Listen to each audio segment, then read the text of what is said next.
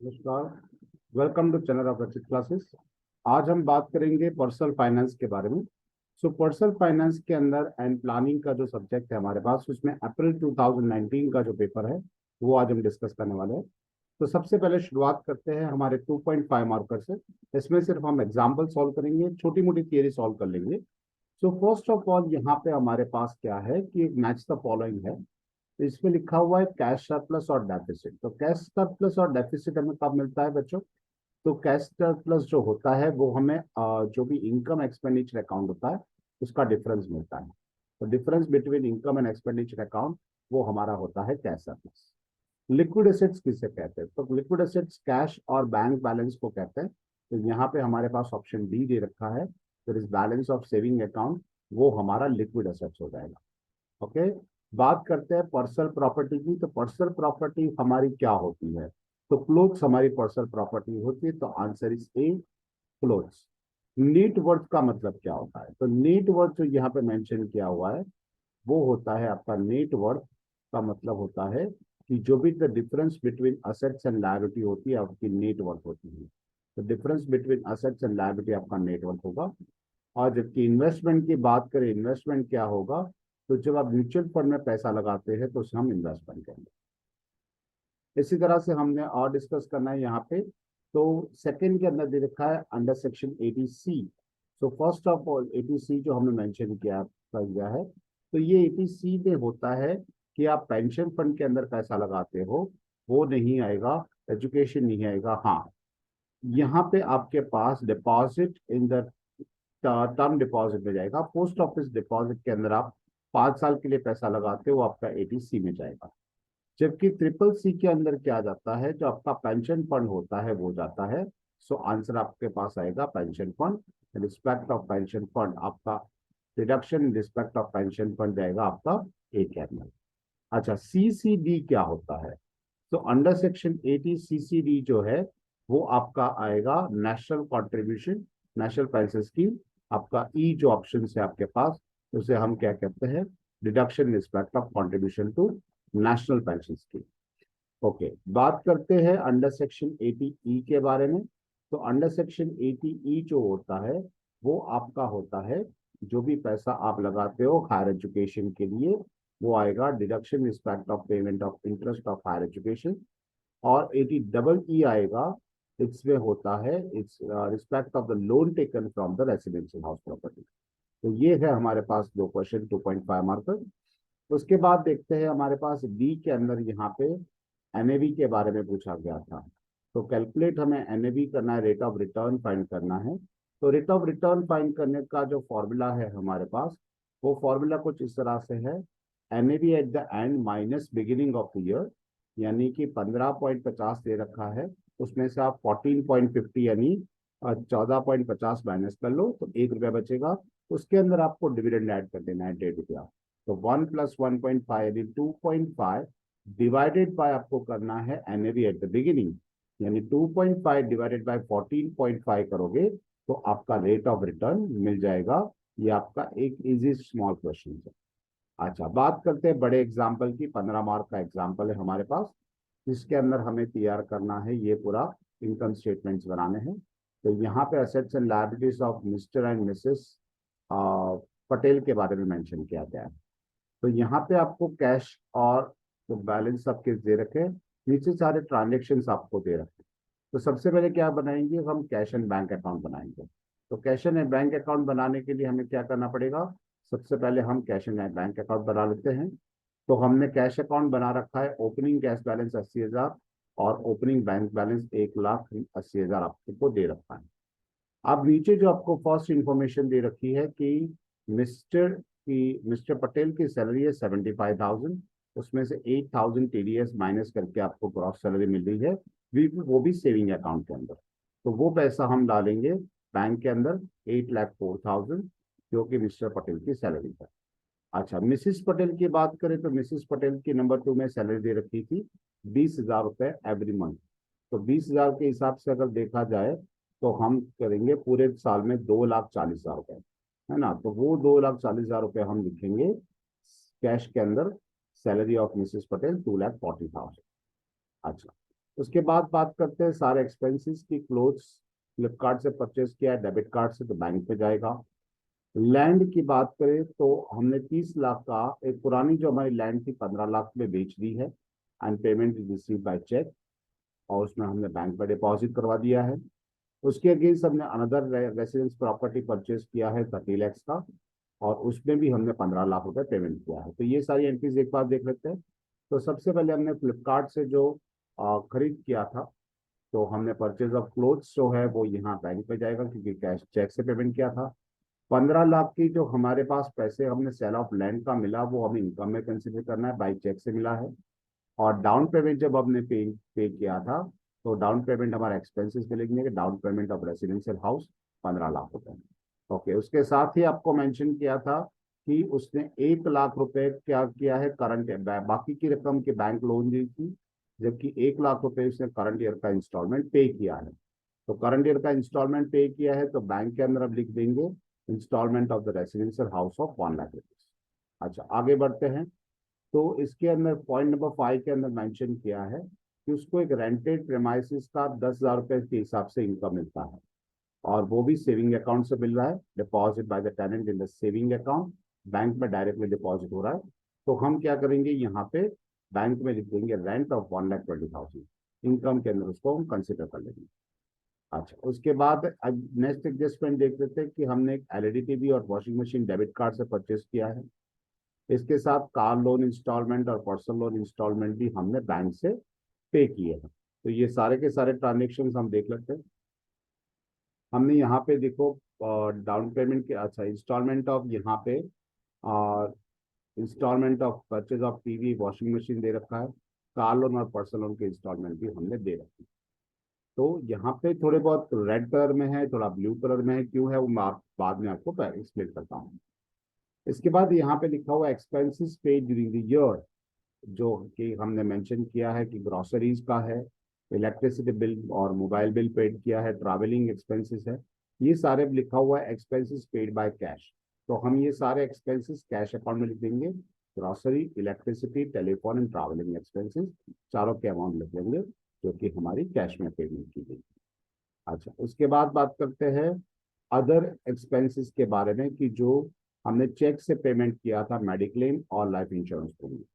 Okay, तो ये mediclaim और लाइफ इंश्योरेंस प्रीमियम हमने यहाँ पे लिख दिया है कि चेक से पेमेंट किया था, तो बैंक पे मेंशन किया है, बैंक स्टेटमेंट के अंदर दोनों पेमेंट हमने दिखा दिए। ओके, उसके बाद बात करते हैं एक्सपेंस रिमेन आउटस्टैंडिंग। ये आउटस्टैंडिंग एक्सपेंसेस है वो बैलेंस शीट में जाएंगे, क्योंकि ये हमारी अभी भी लायबिलिटी है, तो करंट लायबिलिटी की तरह उसको दिखाएंगे, short term liability. During the year हमने इन्वेस्टमेंट किया है, वो भी चेक से किया हुआ है। 50,000, 50,000 पेंशन फंड, म्यूचुअल फंड, और 40,000 पीपीएफ पब्लिक प्रोविडेंट फंड के अंदर। ओके, कोई बात नहीं। तो ये सारे के सारे हम इन्वेस्टमेंट यहाँ पे नीचे लिखे हुए हैं बैंक्स की, 50,000, 50,000, 40,000। ओके, ये सारे ट्रांजेक्शन हमारे पास हो गए। तो हमने कैश में भी टोटल इनकम 80 और 2,40,000 मिला के 3,20 कर दी, और सारे एक्सपेंसेस से उसका हमने टोटल कर दिया, तो 1,70,000 मिलता है। तो हम टोटल इनकम में से टोटल एक्सपेंसेस माइनस करेंगे, तो हमारे पास क्लोजिंग बैंक बैलेंस मिल जाएगा, कैश बैलेंस मिल जाएगा 2,30,000। इसी तरह से बैंक में भी करना है। ओपनिंग आपका बैंक बैलेंस है, उसके अंदर ये तीनों इनकम प्लस कर लो, यानी मिल जाएगा 26,04,000 रुपए। जबकि सारे एक्सपेंसेस जो आपने पे किए हैं, वो सारे एक्सपेंसेस माइनस कर लो, टोटल कर लो उसका, तो 20,30,000 हो रहा है। और 26,04,000 के अंदर से अगर आप ये 20,30,000 माइनस कर लोगे, तो आपको क्लोजिंग बैंक बैलेंस मिल जाएगा 5,74,000। चलो, दोनों मिल गए। ओके, अब क्या करना है, तो यहाँ पे आप देख सकते हो कि जितने ब्लू आइटम्स आपने लिखी हुई है, वो सारी प्रॉफिट एंड लॉस अकाउंट में जाएगी, इनकम स्टेटमेंट में जाएगी। बाकी का जो अमाउंट आपके पर्पल अमाउंट में दे रखा है यहाँ पे, ये जो 3 इन्वेस्टमेंट है वो बैलेंस शीट पे चले जाएंगे इन्वेस्टमेंट के अंदर, और ये आपकी प्रॉपर्टी है तो असेट्स में चली जाएगी, और क्लोजिंग बैंक बैलेंस और वो भी आपका कहाँ जाएगा, असेट्स में।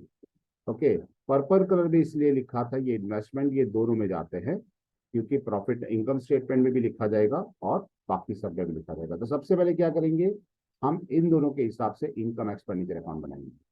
तो हमने कैश के अंदर जितना इनकम साइड लिखा था, वो तीनों के चारों, चूंकि चारों आइटम कैश और बैंक के मिला के, यहाँ पे मिस्टर पटेल मिसेस पटेल की सैलरी सेल ऑफ लैंड और रेंट जो हमने लिखा था वो सारी की सारी यहाँ पे आप देख सकते हो कि सबसे पहले आपने यहाँ पे income salary of Mrs Patel थी, salary of Mr Patel, sale of land और रेंट, ये चारों इनकम आपकी है। तो उसको मिला के हमने यहाँ पे लिख दिया है आपकी चार चार इनकम 9 लाख, 2,40,000, 15 लाख और 1,20,000 और 27,60,000।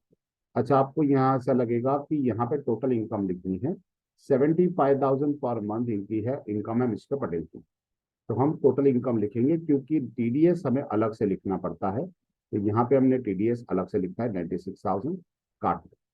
ओके, तो अलग से लिखा है, यहाँ पे दोनों चीज अलग अलग दिखानी है। बाकी ज्यादा भी एक्सपेंसेस जो ब्लू कलर में यहाँ पे लिखे थे आपने, grocery, telephone bill, travelling expenses है, परचेज ऑफ क्लोथ्स है, डाउन पेमेंट ऑफ हाउस है, इंस्टॉलमेंट है, car loan instalment, personal loan instalment, medical premium, LIC premium, ये सारे के सारे खर्चे आपको यहाँ लिखे हैं कि एक्सपेंडिचर में आप देख सकते हो grocery, telephone, electricity, travelling, clothes, down payment of residential home, instalment home loan का, इंस्टॉलमेंट कार लोन का, इंस्टॉलमेंट पर्सनल लोन का, टीडीएस, मेडिक्लेम प्रीमियम और एलआईसी प्रीमियम, ये सारे के सारे एक्सपेंसेस की जो अमाउंट के साथ हमने लिख दिया, तो उसका टोटल आया 19,98,000, जबकि आपकी टोटल इनकम हो रही है 27,60,000। ये माइनस करेंगे तो आपके पास जो बैलेंस बचेगा उसमें से हमें इन्वेस्टमेंट भी अलग लिख लेना है, 50,000, 50,000, 40,000, तो आपका नेट सरप्लस बच जाएगा 5,86,000। ये सरप्लस आपको और कहीं नहीं लिखना है, यहाँ इसको छोड़ देना। अच्छा, बात करेंगे बैलेंस शीट की। तो बैलेंस शीट में जो cash in hand, cash at bank आपका जो क्लोजिंग आया था, जो हमने रेड लेटर्स में लिखा था, वो ही यहाँ पे लिखा जाएगा, cash in hand, cash at bank. आपकी पुरानी प्रॉपर्टीज के अंदर आप देख सकते हो, एग्जाम्पल के अंदर आपके पास यहाँ पे प्रॉपर्टीज दे रखी थी, उसके अंदर आपके पास लैंड थी जो अर्बन एरिया की, वो तो हमने बेच दी, तो वो तो नहीं आएगी। रेसिडेंशियल हाउस प्रॉपर्टी आपके पास 20 लाख का था, वो आप लिखोगे।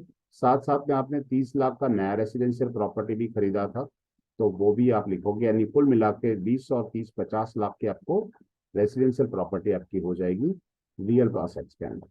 अच्छा, पर्सनल असेट्स के अंदर कार वगैरह होता है, तो पर्सनल असेट्स यहाँ पे आपको दे रखी है, एक होंडा सिटी कार दे रखी है और एक्टिवा टू व्हीलर दे रखा है, लेकिन इन दोनों की मार्केट वैल्यू आपको नीचे एक एग्जांपल के अंदर दे रखी है। सॉरी, यहाँ पे लिखा हुआ है कि that is market value of Honda city car and Activa is 5,40,000 respectively. तो एग्जाम्पल में जैसे मेंशन किया, इसमें मार्केट वैल्यू लिखते हैं, तो हमने कार और टू व्हीलर की मार्केट वैल्यू लिखी है 5,40,000। अच्छा, हमने कैश बैंक में देखा था कि यहाँ पे आपने जो असेट्स परचेज की है, that is purchase of TV and purchase of washing machine, ये भी आपकी असेट्स हो जाएगी। तो इसको हम पर्सनल असेट्स के अंदर आप लिख देते हैं बैलेंस शीट के अंदर, एलईडी एंड वॉशिंग मशीन। इसके साथ आप बाद में हेडिंग दे देंगे इन्वेस्टमेंट्स। तो जो इन्वेस्टमेंट हमने क्या रखे हैं, वो सारे के सारे investment mutual fund, pension fund और पीपीआई।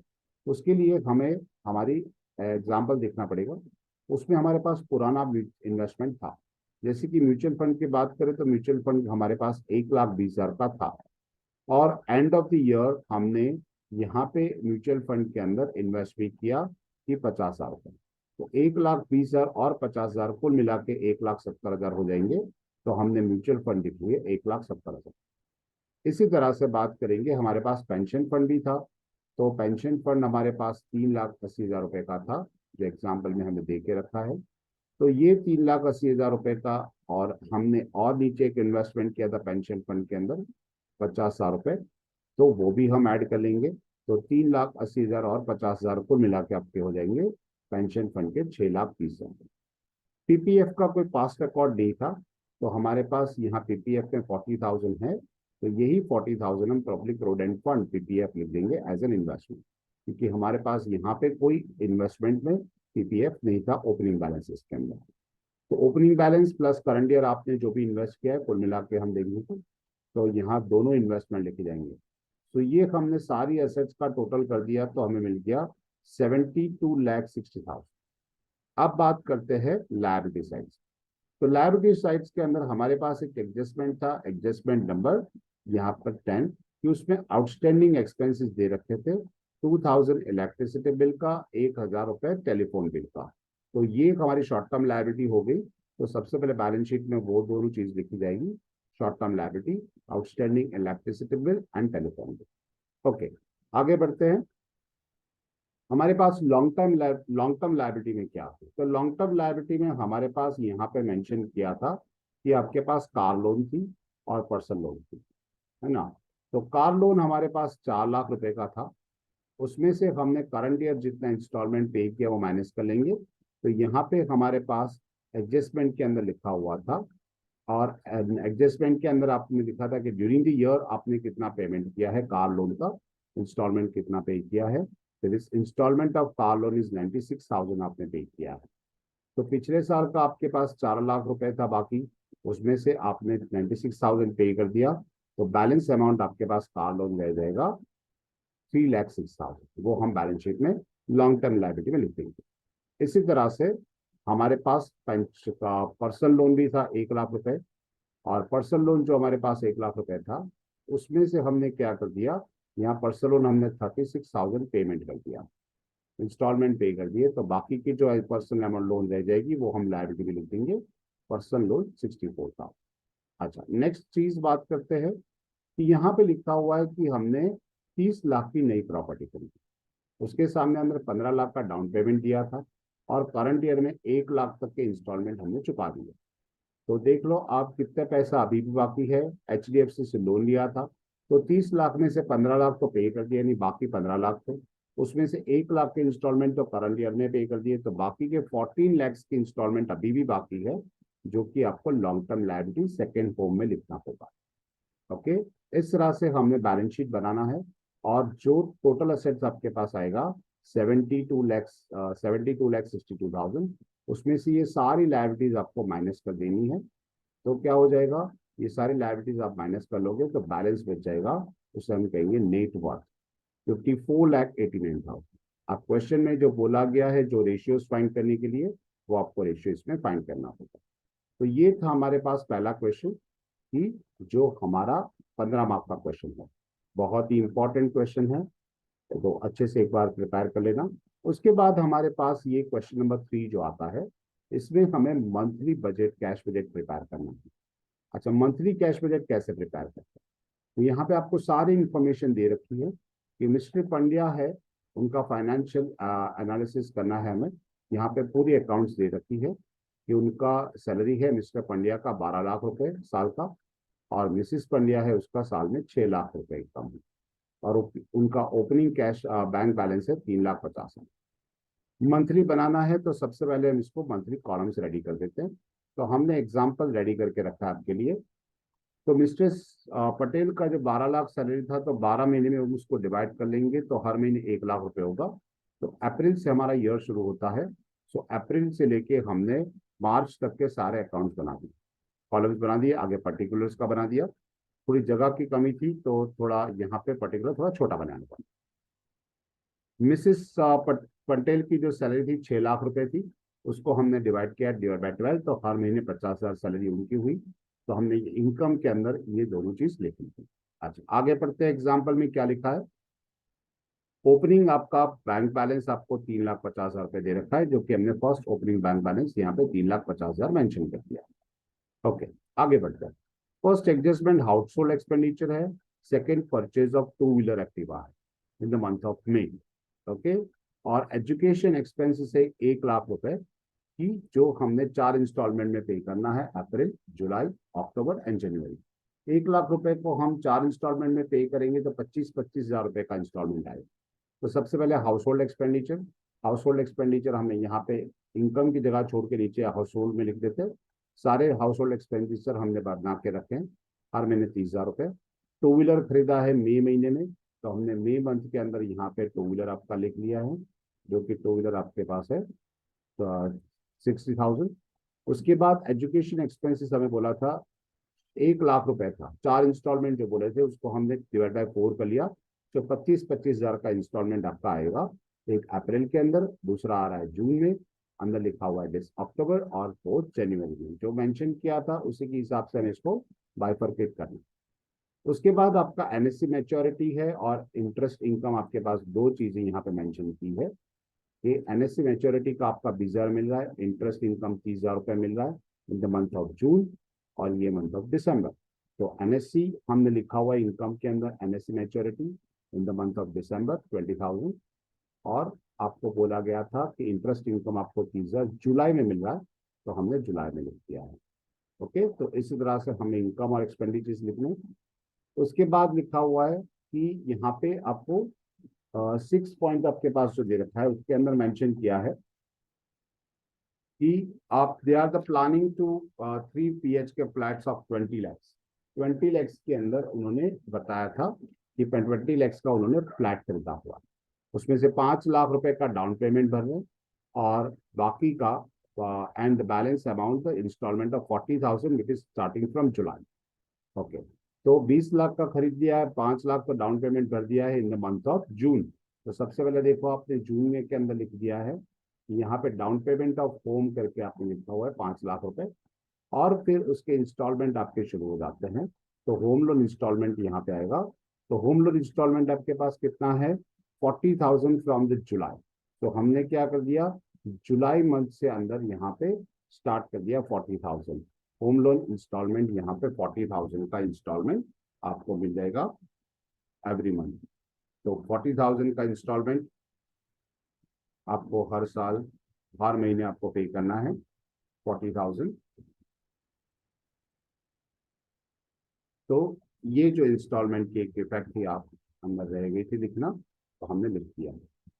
अच्छा, उसके साथ एवा यहाँ पे आपको जो 30,000 रुपये मिल रहे थे, वो 30,000 रुपये आपके पास आएंगे। वो इंटरेस्ट इनकम आपके पास जुलाई में आ रही है, हमने जून में लिखना था, फिर यहाँ पे जुलाई से हम निकाल लेते हैं उसको और जून में लिख देते हैं, दैट इज 30,000। ओके, चलिए आगे बात करते हैं।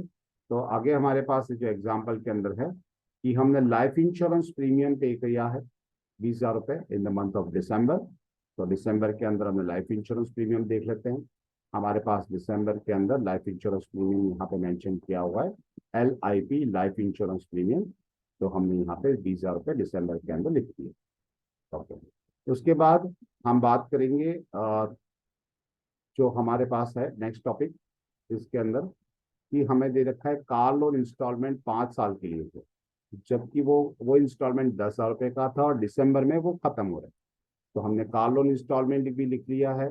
देखिए आप, कार लोन इंस्टॉलमेंट आपका यहाँ पे लिखा हुआ है, कार लोन इंस्टॉलमेंट जो हमने यहाँ पे मेंशन किया है, कार लोन इंस्टॉलमेंट दिसंबर के अंदर वो खत्म हो रहा है। तो जनवरी फरवरी मार्च के अंदर वो 10,000 रुपये नहीं आएंगे। तो यहाँ पे जनवरी फरवरी मार्च में हम उसको निकाल देते हैं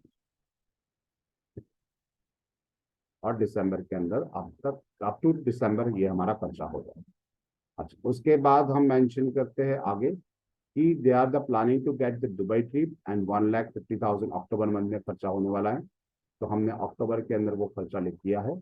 यहाँ पे द मंथ ऑफ अक्टूबर हमारे पास एक कॉलम बनाया है, उसके अंदर हमने लिखा हुआ है 1,50,000। आप देख सकते हो कि लास्ट फिगर आपका है 1,50,000 दुबई ट्रिप का है। ओके, उसके बाद आपका नेक्स्ट पॉइंट आएगा कि they are contributing 5,000 as SIP systematic investment plan, हर महीने कर रहे हैं। तो हर एक महीने में आपको क्या करना है, सिस्टमेटिक इन्वेस्टमेंट प्लान SIP का आपको यहाँ पे पूरा कॉलम बना के 5,000 रुपीज लिख देंगे। अच्छा, ये सारी इंफॉर्मेशन हो जाने के बाद आपको यहाँ पूछा गया है कि भी इफ अवेलेबल आपको क्या करना है, एज पर द अवेलेबिलिटी आपको 1 लाख रुपए PPF के अंदर इन्वेस्ट करना है और 90,000 पेंशन फंड को, लेकिन वो भी स्पेसिफिक किया है आफ्टर दिसंबर। तो दिसंबर के बाद ही ये आपको करनी होगी। तो हम दिसंबर के बाद कर लेंगे, और कब पैसों की जरूरत पड़ेगी अगर सपोज, तो हम मार्च महीने में इन्वेस्टमेंट कर लेंगे, लोन ले लेंगे। लोन लेने के लिए बोला है तो हम लोन लोन ले लेंगे, जो लोन अवेलेबल आपकी जरूरत पड़ेगी उसके हिसाब से। तो सबसे पहले हम इसको थोड़ा छोटा कर लेते हैं ताकि आपको समझ में आए कि हमारे पास ये ओपनिंग 3,50,000 रुपये कैश बैलेंस दे रखा था, उसके अंदर हमारे 1.5 लाख की इनकम थी, तो हमने टोटल मिलाया 5 लाख। ओके, 5 लाख के हिसाब से हमारा जो खर्चा था वो खर्चा हमने लिख लिया, इसका टोटल कर दिया 70,000। तो 5 लाख में से 70,000 माइनस कर लिए, तो हमने 4,30,000 हमारा क्लोजिंग बैंक बैलेंस मिल जाएगा। जो अप्रैल मंथ का हमारे पास क्लोजिंग होगा वो मई का 4,30,000 जो हमारे पास बचता है क्लोजिंग बैलेंस, वही क्लोजिंग बैलेंस हम मई के अंदर ओपनिंग बैलेंस में लिख देते हैं। जो हमारा ओपनिंग बैलेंस हो जाएगा। ओके, इसके अंदर फिर से हम इनकम ऐड करेंगे और सारे एक्सपेंसेस हमको माइनस कर देना है। हमें बोला है कि अप टू दिसंबर इसमें कोई चेंज नहीं आने वाला है। जिस तरह से आपको टोटल करने के लिए बोला है, आपको उसको टोटल करते जाना है और पेमेंट ढूंढते जाना है। यहाँ तक का काम आपका हो जाएगा। लेकिन इन द मंथ ऑफ जनवरी आपको आफ्टर इसके बाद आपको इन्वेस्टमेंट करने के लिए बोला। तो दिसंबर जैसे ही खत्म होता है, हमारे पास 2,60,000 का बैलेंस है। तो वो जनवरी में हमने लिख दिया 2,60,000। उसमें हमारी इनकम प्लस कर ली, तो टोटल हो जाता है 1,50,000 हमारी इनकम प्लस कर ली, तो 4,30,000। और रूटीन एक्सपेंसेस हमारे पास 30,000, 25,000, 40,000 और 5,000। तो हमारा काफी कम खर्च आ रहा है, तो हम 1,95,000 इन्वेस्टमेंट यहाँ पे कर देंगे, जो इन्वेस्टमेंट हमें जरूरी के लिए बोला गया। तो कुल मिला के हमारे पास वो इन्वेस्टमेंट और बाकी का खर्चा मिला के 2,90,000 हो रहा है। फिर भी हमारे पास 1,20,000 कैश बच रहा है। सो 4,30,000 में से ये 2,90,000 माइनस करेंगे, तो 1,20,000 जो कि फरवरी का ओपनिंग बैलेंस होगा। उसके अंदर फिर से हम ऐड करेंगे सारी इनकम्स और सारे एक्सपेंसेस माइनस करने के बाद क्लोजिंग बैलेंस फाइंड करेंगे। तो इस तरह से हमारा मार्च मंथ में भी 2,70,000 का बैलेंस बच रहा है। ओके, तो जो बैलेंस बच रहा है उसके हिसाब से हमें काम करना है। बैलेंस अवेलेबल है तो बैलेंस के हिसाब से हम इसको यूज करेंगे। चलो, ये एग्जाम्पल था फैमिली कैश फ्लो। इसके और के अंदर आपके पास एक क्वेश्चन है अंडर सेक्शन 80C और 80D का, छोटा सा एग्जाम्पल आपके पास लिया गया। यहाँ पे एक एग्जाम्पल है क्वेश्चन नंबर 3A के अंदर कि दुर्योधन है, mister Duryodhan was a resident individual of 52 years and have made the following permanent payments or contribution in the years 2020-21 and calculate the amount of deduction under section 80C। उसको 80C में कितना deduction मिलने वाला है वो हमें ढूंढना। तो 80C के लिए डिडक्शन ढूंढने के लिए हमारे पास इंश्योरेंस प्रीमियम सबसे बड़ी चीज होती है। यहाँ पे मेंशन किया इंश्योरेंस प्रीमियम। द 4 जुलाई को उसका इंश्योरेंस प्रीमियम बताया, सम एश्योर्ड 50,000। 31 मार्च को वो ड्यू हो जाता है, लेकिन उसने पे किया है 4 अप्रैल को। 4 अप्रैल को पे कर दिया, पे किया है। इसका मतलब ये हो रहा है कि करंट ईयर में उसने पेमेंट नहीं किया। अगर वो करंट ईयर में पे नहीं कर रहा तो उसको एग्जामिशन नहीं मिलने वाला। तो अंडर सेक्शन 80C के अंदर ओन जो 4,500 है वो हम insurance premium not paid during the year, so वो हम डिडक्शन में नहीं देंगे। अच्छा, सेकेंड चीज मैंने देखते हैं कि insurance premium paid of the life of mother. भाई हमारे पास, आपको शायद याद होगा कि अंडर सेक्शन 80C हमें दो पर्सन हमें वैलिड मिलते हैं। तो हस्बैंड, वाइफ और उनके बच्चे, जो चिल्ड्रंस होते हैं वो dependent, independent, married, unmarried, minor, major, किसी भी तरह के बच्चे हो यहाँ पे सारे होते हैं। लेकिन पेरेंट्स 80C के अंदर अलाउड नहीं है। सो ये 8,600 की आपको डिडक्शन नहीं मिलने वाला। तो ये भी हम नहीं करेंगे, इंश्योरेंस प्रीमियम ऑफ मदर नहीं कर देंगे। उसके बाद तीसरी चीज दे रखी है कि insurance premium of Mrs Duryodhan है, उसको ने उन्होंने 9,200 रुपये इंश्योरेंस प्रीमियम पे किया। पॉलिसी 2012 में ली है, तो बहुत 2012 के हिसाब से हम उसको 10% दे सकते हैं। यानी 1,00,000 रुपए की पॉलिसी का 10,000 रुपए तक हम उसको इंश्योरेंस प्रीमियम दे सकते हैं। सो ईयर इज 9,200, तो हम उसको अलाउड कर लेंगे। Insurance premium of wife 9,200। अच्छा, उसके बाद बात करेंगे कि insurance premium paid of the life of major son, वो भी हम अलाउड कर लेंगे। उसकी सम एश्योर्ड 40,000 है, तो हम उसको सिर्फ 10% के हिसाब से 4,000 तक मैक्सिमम दे सकते हैं। यहाँ 5,800 रुपये दे रखा है, तो हम सिर्फ 4,000 उसको एग्जेम्पशन देंगे। So insurance premium of his son 4,000 up to 10% only. Okay, उसके बाद देखते हैं उन्होंने अलग अलग जगह पे इन्वेस्टमेंट बताया हुआ है। There is contribution to supernatural statutory provident fund है, पीपीएफ में 59,000 का पेमेंट कर रखा है। तो ये दोनों भी अंडर सेक्शन 80 से आपको डिडक्शन में मिल जाएगा। इसके साथ उन्होंने repayment of loan taken from LIC, उसका भी दे रखा है 25,000 रुपये। और डॉटर्स की ट्यूशन फी भी दे रखी है 36,000। ये दोनों भी वैलिड है। तो ये चारों की चारों आइटम हम यहाँ पे लिख देंगे। Statutory provident fund, public provident fund, repayment of loan and tuition fee, कुल मिला के टोटल अमाउंट हमारे पास हो रहा है 1,33,200। सो ये अंडर सेक्शन 80C में 1,50,000 तक का एग्जामेशन है। तो हम यहाँ पूरा एग्जामेशन ले लेंगे 1,32,200 का। तो ये एग्जाम्पल एक छोटा सा एग्जाम्पल है, ऐसे एग्जाम्पल्स ध्यान रखें। उसके बाद आपके पास देख ऑप्शन में दूसरा क्वेश्चन भी है आपके पास कि mister Bheem is a residential individual age of 41 years. 41 साल का ये बंदा है मिस्टर बीम, और उनकी बिजनेस इनकम आपको दे रखी है कि बिजनेस इनकम 8,50,000 रुपए। तो 8,50,000 रुपए उसकी बिजनेस इनकम है, तो इसके हिसाब से हमें कैलकुलेशन करना है। तो पहले तो हम उसकी बिजनेस इनकम ले लेंगे, अलग अलग सेक्शन में इसको पेमेंट करना है। एनुअल डिपॉजिट ऑफ LIC में पेमेंट किया है 13,000 रुपए, तो वो तो उसका हो जाएगा अंडर सेक्शन 80C में चला जाएगा। मेडिक्लेम इंश्योरेंस की बात करेंगे, वो 80D में जाएगा। चलो पहले हम लिख लेते हैं कि क्या है हमारा क्वेश्चन। तो यहाँ पे बिजनेस इनकम 8,50,000 है, इसका मतलब ग्रॉस टोटल इनकम 8,50,000 हो जाएगी। Now deduction under chapter 5A के हिसाब से देखा जाएंगे सारे डिडक्शन। पहला होता है अंडर सेक्शन 80C, यहाँ पे 80D नहीं, यहाँ पे 80C आएगा। तो यहाँ पे हम पहले लिख देते 80C, 80C आएगा। 80C के अंदर LIC एन्युटी प्लान है आपके पास, तो वो 13,000 तक इन्वेस्टमेंट किया अलाउ किया है, तो वो पूरे का पूरा हम अलाउ कर लेंगे। मेडिक्लेम इंश्योरेंस प्रीमियम पेड है अपने पिताजी के लिए, डिपेंडेंट रेसिडेंट फादर 64 ईयर्स। तो 64 ईयर्स है तो आपको 50,000 हम अलाउड कर लेते हैं। तो यहाँ पे तो उनका जो प्रीमियम है वो 23,000 है, तो आप पूरे का पूरा 23,000 80D में ले लेंगे। ओके। उसके बाद यहाँ पे लिखा हुआ है cash payment expenditure on the preventive health checkup of mother 58 years.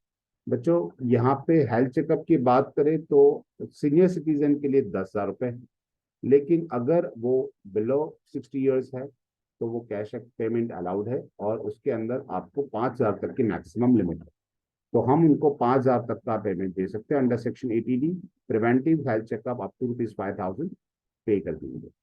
अच्छा, मेडिक्लेम इंश्योरेंस प्रीमियम अंदर मेंशन किया था ग्रैंड मदर का। Grand mother under section 80D allowed नहीं है, पेरेंट्स ओनली अलाउड है। तो यहाँ पे mediclaim insurance premium of grand mother हम ये अलाउड नहीं करेंगे। हमारे क्वेश्चन लिखा था कि medical insurance premium on 27 May life of this dependent grand father and grand mother both are the resident, लेकिन हम वो अलाउड नहीं कर सकते।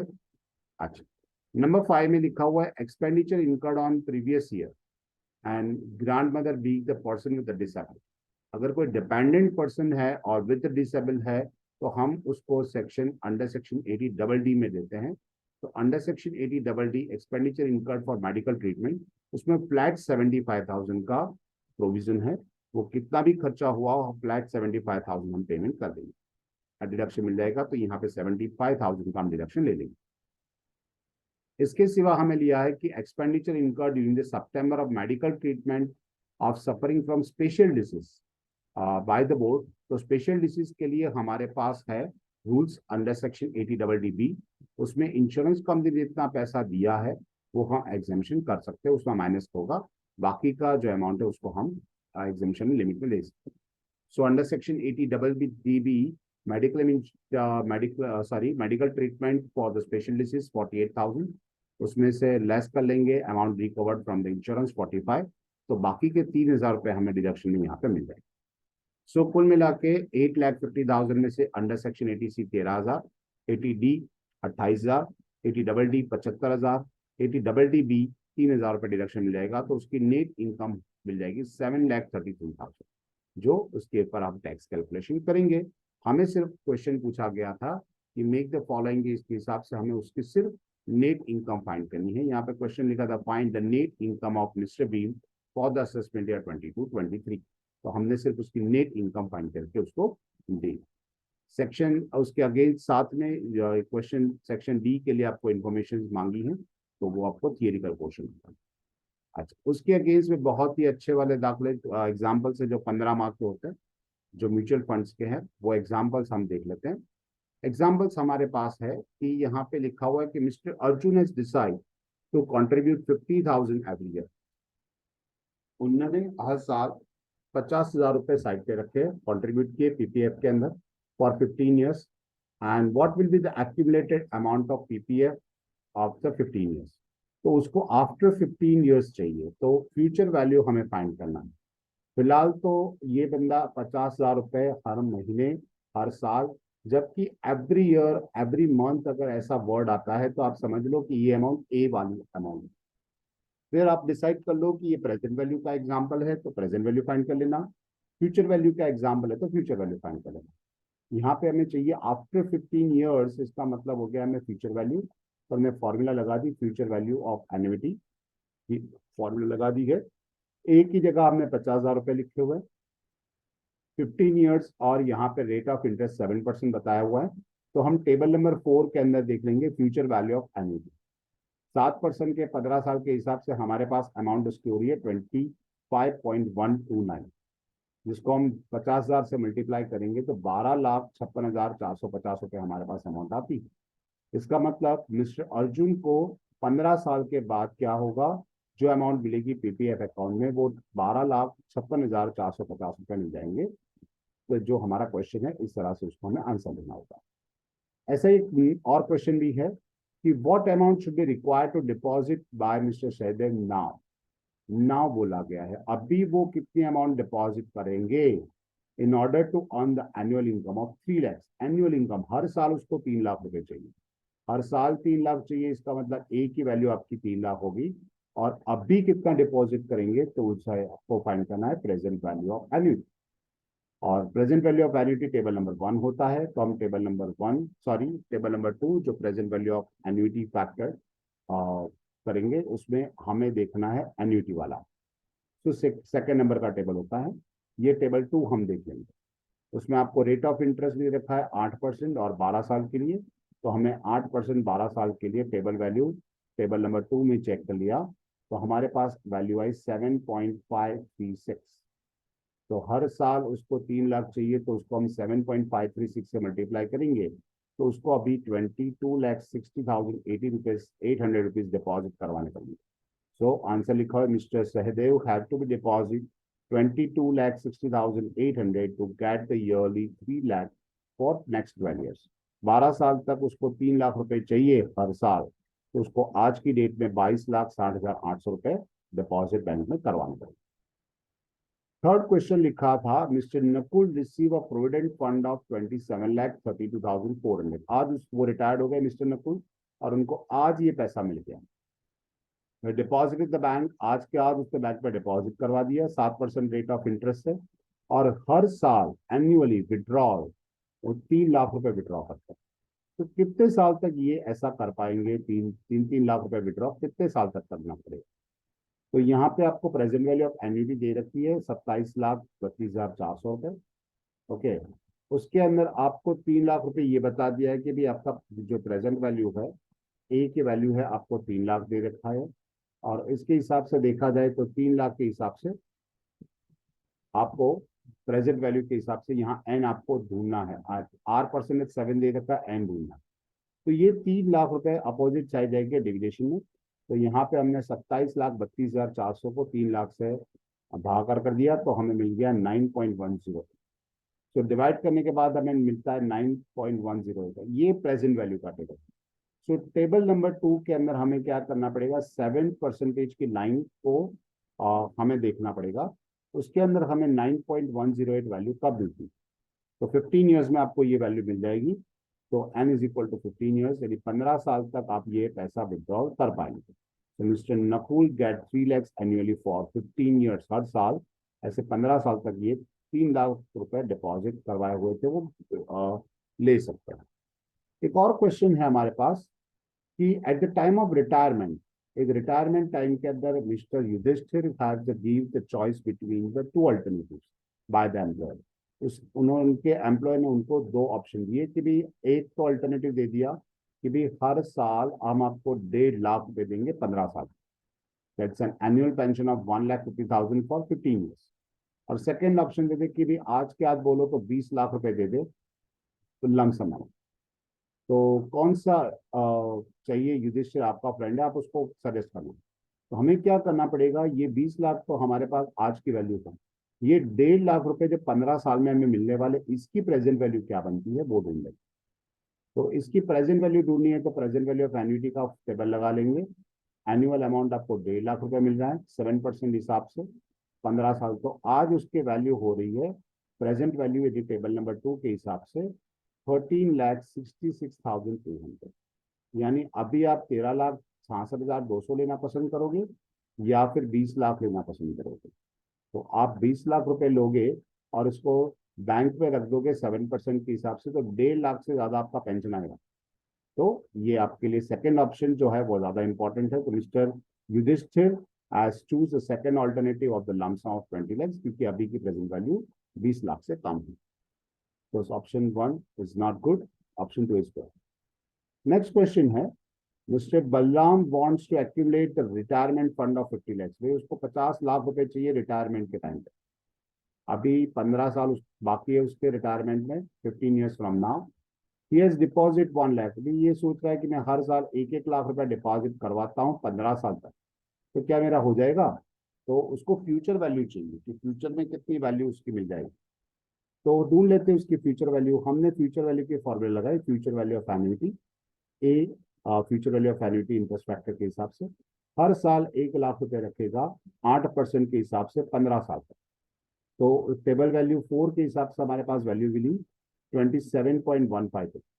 उसको 1 लाख से मल्टीप्लाई करेंगे तो 15 साल के बाद उसकी अमाउंट बन गई है 27,15,200। भाई साहब को आधी अमाउंट भी नहीं मिलेगी, आधी से थोड़ी ज्यादा मिलेगी, 50 लाख चाहिए।